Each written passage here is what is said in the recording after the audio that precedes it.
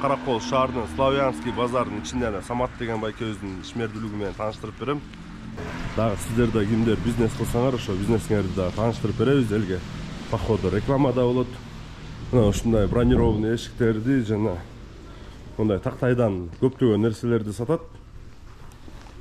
Эгерде эшик алам дегендер болсо, ушул жерге кайрылсаңыздар болот. Мына профилдер, рейкалар, штативтер жана мындай ДВП, ДСП, утеплителдер. Көптөгөн нерселерди сатаптыр. Эгерде издеп аткан болсоңор, силерге көрсөтүп коеюн, чтоб каякта бар эле дебей, сразу эле келип туруп ушул жерге таап алгандай кылып туруп. Тактай тилип дагы үйрөтүптүр. Кандай размер керек болсо, ошо тактайларды тилип, тактайлар да бар экен да. Муну кандай парктардын ичине, эс алуу жайларга коюп койсоңор, сонун болчу экен. Андан сырткары мангалдар, скамейкалар, очоктор да бар экен.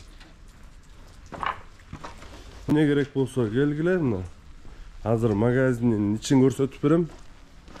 Үйдүн ичине коюлчу эшиктер. Мына шырынасы, длиннасы, ар кандай размери, баасы менен. Мына ага эшиктер да сонун эшиктер келиптир. Сантехникага, электрикага баарына бар экен.